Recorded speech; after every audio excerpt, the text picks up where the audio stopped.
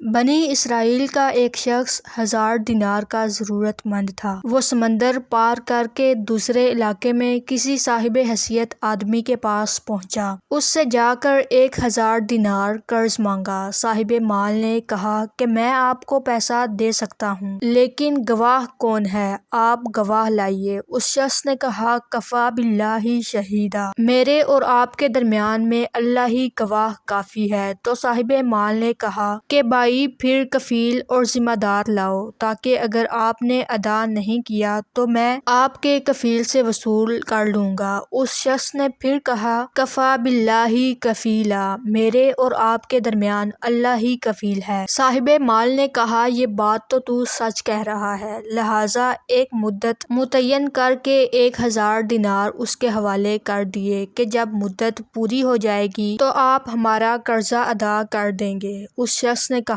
کہ ٹھیک ہے۔ پھر یہ شخص 1000 دینار قرض لے کر سمندر پار کر کے اپنے گھر پہنچ گیا اور اس سے اپنی ضرورتیں پوری کی۔ جب قرض کی مدت پوری ہو گئی تو وہ شخص قرض ادا کرنے کے لیے 1000 دینار لے کر قرض خواہ کے یہاں پہنچانے کے لیے روانہ ہو گیا۔ سمندر کے پاس پہنچ کر کشتیاں تلاش کرنے لگا، لیکن کوئی بھی کشتی نہیں ملی۔ اسے سخت خدشہ محسوس ہونے لگا کہ خدا نخواستہ قرض ادا کرنے سے پہلے مدت پوری نہ ہو جائے۔ سمندر کے کنارے پر مارا پھرنے لگا، کسی طرح کوئی سواری نہیں ملی۔ آخرکار مجبور ہو کر ایک لکڑی میں سوراخ کیا اور اس سوراخ کے اندر 1000 دینار اور ایک پرچی رکھی۔ پرچی کے اندر اس نے لکھا، اے سمندر، میرا قرضہ ادا کرنے میں تو ہی حائل ہو رہا ہے، لہٰذا میں اپنا قرضہ تیرے حوالے کرتا ہوں، اب تو ہی ذمہ دار ہے۔ چنانچہ لکڑی کے سوراخ میں یہ پرچی اور 1000 دینار رکھ کر سوراخ بند کر دیے۔ اس کے بعد اس لکڑی کو اس سمندر میں یہ کہہ کر بہا دیا کہ لے اب تو ہی ذمہ دار ہے، اور اللہ سے دعا کی، اے اللہ، میرے قرضہ کے ادا کرنے میں یہی سمندر حائل ہے، میں تجھے گواہ بناتا ہوں اور تو ہی گواہ ہے اور تو ہی کفیل ہے۔ جب قرض کی مدت پوری ہونے لگی تو وہ شخص قرض دار کے پاس پہنچنے کے لیے سمندر کے کنارے پر پہنچا تو اسے بھی کوئی سواری نہیں ملی۔ اتفاق سے اس کے سامنے سمندر میں سے ایک لکڑی بہتی ہوئی آئی۔ جب وہ لکڑی سمندر کے بالکل کنارے پر آ گئی تو اس نے اس ارادے سے اس لکڑی کو اٹھایا کہ گھر میں عورتیں کھانا پکانے میں ایندھن کے کام لے لیں گی۔